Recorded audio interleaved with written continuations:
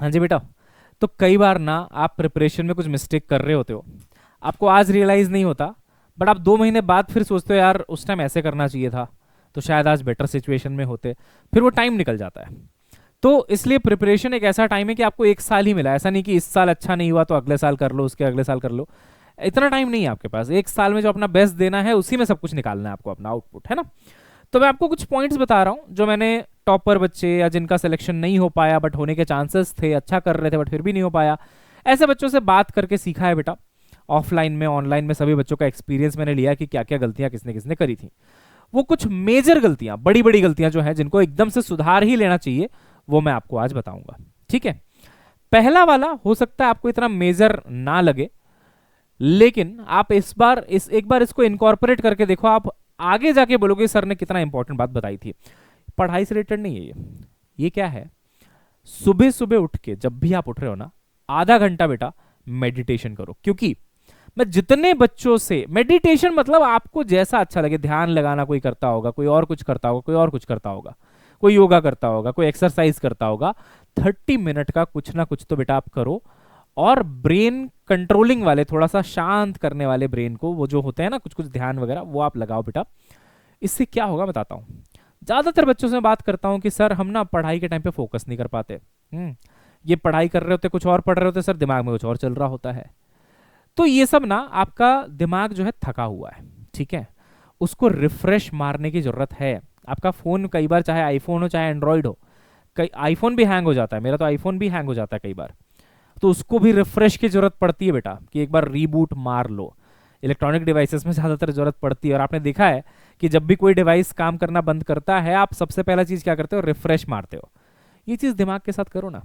दिमाग भी तो परेशान हो चुका है, कभी उसमें बायो का कंटेंट घुसाया जा रहा है रोज, कभी केमिस्ट्री का, कभी फिजिक्स का, कभी कुछ इधर उधर की बातें, किसी ने कुछ बोल दिया, किसी ने कुछ बोल दिया। पूरा केओटिक माइंड हो रखा है, भटक रहा है इधर से उधर, इधर से उधर, दिन रात लगा हुआ है। बस जब स्लीप ले रहे हो आप तभी वो शांत है। जग जब रहे हो तो कभी ना कुछ वो चल ही रहा है। उसको शांत करना, उसको रीबूट करना बहुत जरूरी है। अब मैं कोई मेडिटेशन एक्सपर्ट नहीं हूं, but it is proven scientifically also कि मेडिटेशंस, योगा, कुछ कुछ जो एक्सरसाइजेस हैं बेटा, वो ब्रेन को बेटर तरीके से फंक्शन करने में हेल्प करते हैं। ज़्यादा ऑक्सीजन जाता है, बेटर ब्लड फ्लो होता है। तो ये सब चीज़ें साइंटिफिकली प्रूवन हैं, मैं उसके डिटेल्स में नहीं जाना चाहता, और मैं कोई एक्सपर्ट भी नहीं हूं। बट हाँ, मुझे इतना पता है कि अगर आप 30 मिनट कुछ करोगे, योगा, मेडिटेशन, एक्सरसाइज, वट, तो आप बेटर अपने दिमाग को कंट्रोल कर पाएंगे, उसको जो न्यूट्रिशन की जरूरत है बेटा वो मिलेगा। तो ये आप करो। ये बहुत बच्चों की मिस्टेक होती है। फिर क्या है ना, फिर आप लगे रहते हो कि पढ़ाई करनी है, करनी है, करनी है, करनी है, और स्ट्रेस डाले जा रहे हो, और स्ट्रेस डाले जा रहे हो, इसको रिलैक्स करने का मौका आप नहीं देते हो। तो ये करो बेटा, 30 मिनट, 45 मिनट जो भी है, और ये प्रूवन है, बहुत बच्चों ने जो करते थे उन्होंने अच्छा किया एग्जाम में जाके। मेरा तो सगा भतीजा मेरे साथ रह के पढ़ता था बैंगलोर में, वो सुबह सुबह जब भी उठता था 30 से 40 मिनट पहले वो मेडिटेशन करता था। अब उसमें क्या करना है वो आप खुद फिगर आउट करो कि कैसे करना है, बट उसके बाद उसका फोकस लेवल अच्छा हो जाता था। आपको पता है, मैं एक मैकेनिकल इंजीनियर का कंसेप्ट बताता हूं आपको। स्ट्रेस रिलीविंग एक प्रोसेस होता है जिसको बोलते हैं हार्डनिंग एनेलिंग साइकिल। उसमें क्या होता है, कोई मटेरियल है ना, उसको आपको मान लो डिफॉर्म करना है, उसका शेप चेंज करना है। तो जब आप उसको कंप्रेस करोगे या उस पर हथौड़ा मारोगे वटेवर, तो ना वो स्ट्रेस में आ जाता है, काफी स्ट्रेस उसमें डेवलप हो जाता है। तो फिर बीच में उसको रोक के, उस प्रोसेस को रोक के, मान लो इतना छोटा हो चुका है, रोक के इसकी ना हम लोग एनेलिंग करते हैं। एनेलिंग करते हैं, एनेलिंग मतलब इसको थोड़ा हीट करके फिर बहुत आराम से इसको कूल होने देते हैं, ताकि जो नया क्रिस्टल स्ट्रक्चर बना है, जो कि शायद पहले वाले से ज्यादा डेंस है ना, उसको एक बार थोड़ा सा स्ट्रेस रिलीव करने का मौका मिले। फिर इस पे फिर से लोड लगाया जाता है, फिर ये थोड़ा कंप्रेस किया जाता है, फिर इसकी थोड़ी हार्डनिंग हो जाती है, फिर उसकी एनेलिंग करते हैं। तो ये जब मटेरियल पे एप्लीकेबल कर रहे हैं हम लोग साइंटिफिकली, तो इंसान के दिमाग में भी तो होना चाहिए ना।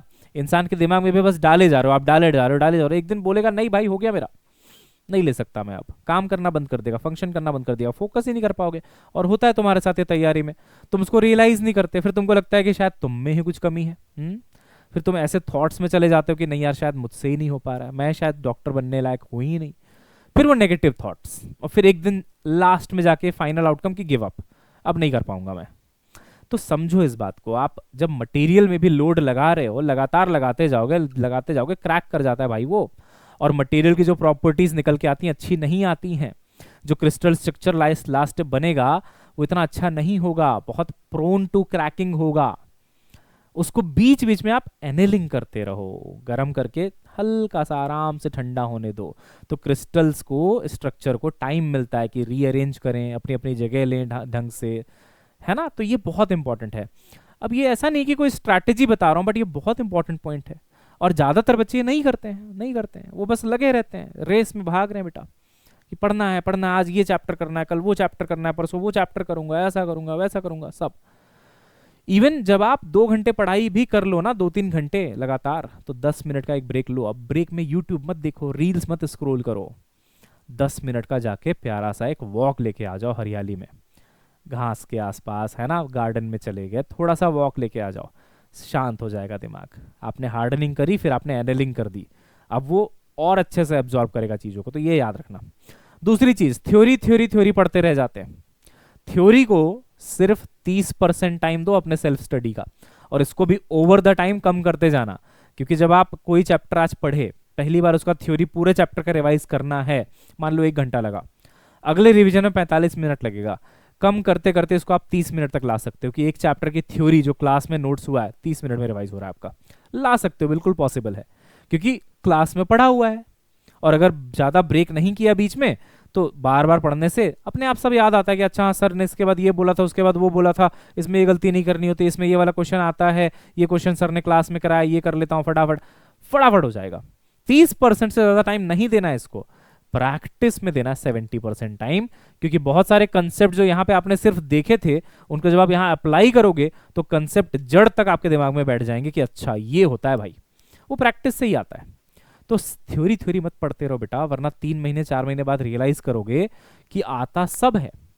न्यूटन सेकंड लॉ आता है, F बराबर ma, लेकिन जब वो क्वेश्चन आता है ना कि एक बलून इतने एक्सेलरेशन से ऊपर जा रहा था, कितना मास हटा दूं या कितना मास ऐड कर दूं कि उतने एक्सेलरेशन से नीचे जाने लग जाए, तो F बराबर ma तो सबको आता है भाई। लेकिन उस चीज को सही तरीके से जो अप्लाई करेगा वही तो निकाल पाएगा कि बलून में कितना मास ऐड किया तो अब वो नीचे जा रहा है सेम एक्सेलरेशन से। क्वेश्चन आता है ना नीट में ये, तो न्यूटन सेकंड लॉ तुम रट के चले जाओ, ऐसा थोड़ी डेफिनेशन आ रहा वाला नीट में, क्वेश्चन ही तो आएगा। ज्यादा से ज्यादा क्वेश्चन लगाओ, तभी चीजें बेटर होंगी, ठीक है। तीसरा, ट्रिक्स के पीछे भाग रहे हैं बच्चे, बिल्कुल आपने देखा होगा जब भी मैं कुछ पढ़ाता हूं सबसे पहले मैं एकदम कंसेप्चुअल तरीका देता हूं। अब अगर उसमें ट्रिक है, जो कि होता है ज्यादातर टाइम, तो वो ट्रिक आपको देता हूं। कहीं ना कहीं बच्चों के मन में यह बैठ गया है कि कंसेप्ट आए ना आए फर्क नहीं पड़ता, ट्रिक आना चाहिए। बेटा फिर ना तुम अपना चांसेस थोड़ा सा कम कर रहे हो, क्योंकि 2025 का पेपर है, ऐसा मुझे नहीं लगता कि एकदम से फॉर्मूला बेस्ड आएगा कभी भी। नीट में हमेशा हमको इस चीज के लिए तैयार होकर जाना चाहिए कि हो सकता है जो ट्रिक मैंने पढ़ा एप्लीकेबल भी ना हो, कुछ और ही केस दे दे वो, है। तो इसलिए बेटा कंसेप्ट आना ज्यादा जरूरी है, और कंसेप्ट आने के बाद जब तूने ट्रिक सीखा ना, तब तू ज्यादा उसको अप्रिशिएट करेगा बेटा। तू बोलेगा अच्छा ऐसे सही है, ये तरीका तो मेरे को आता ही है, इससे तो मैं कर ही लूंगा क्वेश्चन को, बट इससे कम टाइम टेकिंग तरीका ये है, इससे भी मैं कर सकता हूं। तो हर क्वेश्चन में जरूरी नहीं कि ट्रिक भी हो, तो कंसेप्ट तो हर क्वेश्चन में ना, फिजिक्स तो कंसेप्ट बेस्ड है, पूरा कंसेप्चुअल है, एनालिटिकल है, तो इसके पीछे भागो मत, सीखो इसको। बट मेनली आप मेन जो मेथड्स हैं किसी भी चीज को करने के, उन पे ज्यादा फोकस किया करो बेटा, ठीक है। क्योंकि ये इस मिस्टेक में मैंने कई बच्चों को बर्बाद होते देखा। बर्बाद मतलब उसको ऐसा मत, अदरवाइज मत लीजिएगा, मतलब अच्छा कर रहे थे बच्चे, बट फिर वो ट्रिक्स के चक्कर में चले गए कि अच्छा ये आएगा तो ऐसे कर दूंगा, वो आएगा तो वैसे कर दूंगा, और थोड़ा भी ट्वीक करके आ गया क्वेश्चन, ढेर हो जाते हैं। जबकि अच्छा बच्चा पढ़ सकता है, कर सकता है, अब वहीं उसको कंसेप्ट आता हो, तुरंत समझता अच्छा ये ट्वीक किया, इसमें ये चेंज है भाई, ध्यान से करना पड़ेगा मेरे को इसको, इसमें ये ट्रिक एप्लीकेबल नहीं होगी। एक तो ट्रिक कहाँ एप्लीकेबल करना है ये भी तो इंपॉर्टेंट है सीखना, इसलिए इस चीज का ध्यान रखना। चौथी चीज बेटा, टेस्ट के लिए ना हम लोग वेट करते हैं कि एक परफेक्ट समय आएगा एक दिन, वो दिन कब आएगा किसी को नहीं पता है, बट हर बच्चा सोचता है अच्छा एक दिन मेरा इतना पोर्शन खत्म हो जाएगा, ये वाला पोर्शन खत्म हो जाएगा। होता क्या है रियलिटी में, ये पोर्शन खत्म होता है, पिछला भूल जाते हो, फिर तुम पिछला रिवाइज करने जाते हो, तो तुमको लगता है अरे रुको भाई अभी टेस्ट देंगे, भाई अभी हुआ नहीं भाई तैयारी, अभी टेस्ट देंगे। तो मैं आपको एक आईना दिखाना चाहता हूँ, नीट वाले दिन भी आपको यही फील आएगा कि अभी हुआ नहीं है, अभी तो ये पढ़ा है वो तो भूल गया, अब वो याद करता हूँ तो ये भूल जाता हूँ। इसी जद्दोजहद के साथ हर बच्चा एग्जाम देता है, चाहे वो टॉपर क्यों ना हो। बस उसका फोकस इस पे रहता है कि प्रिपरेशन अच्छी करी है, ठीक है, आज भले ही नीट के पहले फील आ रहा है कि कुछ याद आ रहा है कुछ नहीं आ रहा, जो भी है रिवीजन वगैरह जितने भी किए हैं उस 3 घंटे में इंपैक्ट नहीं आना चाहिए किसी भी और चीजों का। 3 घंटे में फोकस के साथ वो बेस्ट देता है। इट्स लाइक अगर उसको 90% ऑफ द सिलेबस आता है तो जितना आता है उसमें वो अपना 100% देगा, उसमें वो 100% देगा। अब तुम सोचो, तुमको अगर 95% आता है लेकिन तुमने टेस्ट बहुत कम दिए हैं तो तुम्हारा कॉन्फिडेंस ही नहीं रहेगा, कॉन्फिडेंस ही नहीं रहेगा। पढ़ा तो सब है सर मैंने, अरे सर सब पढ़ लिया, 95% चीजें तो मेरे को ऐसे याद है सर, ये फॉर्मूला याद है वो फॉर्मूला याद है, बट अगर टेस्ट नहीं दिया तो क्या होगा? एग्जाम वाले दिन वहां बैठोगे, अजीब सा लगेगा कि ये मैं कहाँ आ गया। You will feel like you don't belong to this place. ये मैंने बार बार लाइफ में नहीं कर रखा है, बहुत कम ही टेस्ट दिए हैं, कभी कभी ये मौका आता है, और आज तो सबसे बड़ा टेस्ट है नीट के एग्जाम का है आज दिन। तो इतना प्रेशर ले लोगे, इतना स्ट्रेस ले लोगे कि आता 95% है बट शायद अपना 70% बेस्ट ही वहां पे निकाल पाओ, है ना भाई? तो इसने 90% में अपना 100% दिया, 100% आउटपुट निकाला, उसकी एफिशिएंसी 100% थी तो उसके मार्क्स भी 90% आ गए लगभग। अब तुम देखो 95 इंटू 7 कर दो, है ना भाई, 90 इंटू 7 कर दो तो उस हिसाब से तुम्हारे मार्क्स आ जाएंगे, कुछ 63% मार्क्स आएंगे, तो तुम बाहर हो गए ना रेस से, जबकि तुमको तो इससे ज्यादा सिलेबस आता था ना बेटा। इट इज इंपॉर्टेंट कि कितना आता है, वो भौकाल से एनएमसी को फर्क नहीं पड़ता। नीट जो स्कोर कार्ड भेजेगा एनएमसी उसके बेसिस पे डिसाइड करेगी कि आप डॉक्टर बनने लायक हैं कि नहीं है, और वो स्कोर कार्ड डिपेंड करेगा कि आप उस 3 घंटे में अपना 100% दे रहे हो कि 90% दे रहे हो कि 95% दे रहे हो या 70% दे रहे हो। तो कभी भी इस भौकाल के चक्कर में मत पड़े रहो कि इतना आता है उतना आता है, टेस्ट तो हम दे देंगे, हमारे मार्क्स तो आ जाएंगे। चुपचाप टेस्ट देना शुरू करो, भले ही नंबर अच्छे आए भले ही नंबर बुरे आए, हर टेस्ट में कोशिश करो कि कुछ सीखने को मिले। जो मिस्टेक्स हो उनके लिए मिस्टेक कॉपी बनाओ, टेस्ट के साथ 2-2.5 घंटे के एनालिसिस करो, सारे क्वेश्चंस को एक बार दोबारा सॉल्व करो, जो नहीं हुआ है कुछ नया सीख गए मिस्टेक कॉपी में इंक्लूड करो, कहीं कोई पर्टिकुलर गलती कर रहे हो उसको मिस्टेक कॉपी में इंक्लूड करो, सब मैंने बता रखा कैसे बनाना है मिस्टेक कॉपी। लेकिन सबसे इंपॉर्टेंट बात, 100 बात की एक बात, टेस्ट देना प्लीज शुरू कर दो और वेट मत करना। भले ही सिलेबस 20% हुआ है टेस्ट दो, 40% हुआ है टेस्ट दो, कुछ ना कुछ सीखोगे। और सबसे इंपॉर्टेंट बात, जिस दिन नीट एग्जाम में बैठोगे ना एग्जाम हॉल में, यू विल फील कि मेरे लिए कुछ नया नहीं है, ये तो मैं बहुत कर चुका हूँ, टेस्ट तो मैं बहुत सारे दे के आया हूँ, मेरे सामने अभी पेपर आएगा, जैसे मैं टेस्ट में सॉल्व करता था वैसे सॉल्व करना शुरू कर दूंगा, जो बनेगा बनेगा, नहीं बनेगा नहीं बनेगा, कोई बात नहीं, देंगे अपना बेस्ट। एग्जाम हॉल में बैठ के अपना 100% देंगे। अब जितना आता है उससे अपने आप मल्टीप्लाई होकर मार्क्स आ जाएंगे। बट वहीं अगर नहीं दिए हो टेस्ट तो आता तो बहुत है बट अपना 100% कहाँ दे पाओगे? नहीं दे पाओगे। फिर उस दिन लगेगा अरे कहाँ आ गया, क्यों बैठ गया यहाँ पे, है ना, ये क्या चल रहा है, ये सब चीज़ें। ठीक है, तो ये एटीट्यूड वाला गेम ज़्यादा है, इसमें एटीट्यूड सुधारिए और टेस्ट देना शुरू करिए। ठीक है, रिवीजन का प्लान मैंने आपको प्रॉपर बना के दिया एक वीडियो में, और 5वां पॉइंट वही है बेटा कि रिवीजन का एक प्रॉपर प्लान होना चाहिए। क्योंकि बच्चा एक बार बढ़िया मन लगा के पढ़ लेता है, पहली बार सेंटर ऑफ मास मान ले चैप्टर चल रहा है, बढ़िया से पढ़ लिया, कोलिजन के सारे क्वेश्चन कर लिए, ये बुक कर ली वो बुक कर ली, 3-4 बुक लगा दी, मजा आ गया सर, कोलिजन तो अब हो जाएगा सर। बट अभी 8 महीने है ना, 7-8 महीने है ना, 2 महीने बाद सब भूल जाएगा। तो फिर बस उसी कॉन्फिडेंस में जीना बेटा कि मैंने तो सारे क्वेश्चन कर लिए, मैंने सारा कर लिया। सही तरीका है भले ही एक बुक हो कोई, प्लस जो क्लास के क्वेश्चंस हैं, प्लस जो क्लास के नोट्स में चीजें पढ़ाई गई हैं, क्लास के स्टैंडर्ड क्वेश्चंस, क्लास के क्वेश्चंस। मैं देखो 50-60 क्वेश्चन हर चैप्टर में कराता हूँ, मिनिमम 100 तक भी करा देता हूँ। और एक बुक कोई रखो, इन सबसे मिला के इसी का बार बार आपको साइकिल चलाना है ना। ऐसा नहीं कि एक बार में ही 4 बुक लगा दी और अगली बार में कुछ नहीं लगा रहे हो। भले ही आप एक ही बुक लगाओ, बट बार बार लगाओ, बार बार लगाओ। मैंने पूरा रिवीजन का प्लान दिया है कि कौन सा चैप्टर कितने दिन में रिवाइज करना है। 3 कैटेगरी में बांट दिया था मैंने, ये पहली कैटेगरी है, दूसरी कैटेगरी, तीसरी कैटेगरी, इसको इतने दिन में रिवाइज करो, इसको इतने दिन में, इसको इतने दिन में। सारा प्लानर दिया हुआ है बेटा। जब रिवीजन होगा तो कौन सा क्वेश्चन करना है, मार्क्ड वाला क्वेश्चन करना है कि नॉन मार्क्ड वाला करना है कि सारे करने हैं, तो सब बताया कि पहले बार में सारे करो, मार्किंग कर लो, अगली बार में खाली मार्किंग वाले करो, उसके अगली बार में खाली नॉन मार्किंग वाले करो। भाई पूरा इंटरवल के साथ दिया है, उसके अगली बार वाले में तो सारे करो। ऐसे 3-4 साइकिल जब कंप्लीट हो गए चैप्टर में, अलग ही कॉन्फिडेंस आ जाएगा। फिर उस ड्यूरेशन को थोड़ा बढ़ा दो, अगर पहले 20 दिन में कर रहे थे अब उसको बढ़ा के 40 दिन कर लो, फिर 40वें दिन जो कर रहे होगे उसमें आप फिर से मार्क्ड वाले करो। पूरा प्लान रिवीजन का दिया हुआ है। अभी अगर तुम सिर्फ और सिर्फ ये सोच के चलोगे कि मैं अभी सिलेबस कंप्लीट कर लेता हूँ लेक्चर्स देख देख के, एक बार सिलेबस कंप्लीट हो जाए फिर रिवीजन स्टार्ट करूंगा, गलत हो तुम, बहुत ज्यादा गलत हो रहे हो तुम। इस बात का ध्यान रखो, जो अभी चल रहा है ना रनिंग में, उसको रिवाइज करने में मुश्किल से 30 मिनट 40 मिनट लगते हैं बेटा, सेशन नोट्स को रिवाइज करने में। 30 मिनट भी मैं ज्यादा ही बोल रहा हूँ, हो सकता है पहली बार में लग जाए शॉर्ट नोट्स बनाने के साथ साथ, अगली बार से वो 20-30 मिनट में आ जाएगा मुश्किल से। तो क्या करोगे बाकी टाइम में, प्रैक्टिस ही तो करोगे, रिवीजन ही तो करोगे पुरानी चीजों का, है ना। तो ऐसा मत सोचना कि एक दिन आएगा जब मतलब जब सिलेबस खत्म हो जाएगा मेरा, उसके बाद मैं रिवीजन भी स्टार्ट कर दूंगा, उसके बाद मैं रिवाइज कर करके टेस्ट दूंगा। वो दिन कभी नहीं आएगा, पहले बता रहा हूं मैं, वो दिन कभी नहीं आएगा। कोई ऐसा डे नहीं आता है जिस दिन आपको लगता है मेरा सब हो गया है, अब मैं रिवाइज करूंगा, अब मैं टेस्ट दूंगा।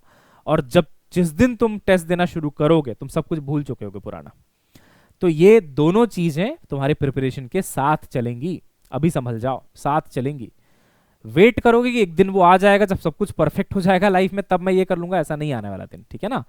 अभी जितने आपके पास रिसोर्सेस हैं, जितना आपके मन में ज्ञान है, जितनी मेहनत कर सकते हो उतना उसमें अपना बेस्ट निकालते रहो, टेस्ट भी देते रहो, रिवीजन भी करते रहो, पूरी प्लानिंग के साथ चलते रहो।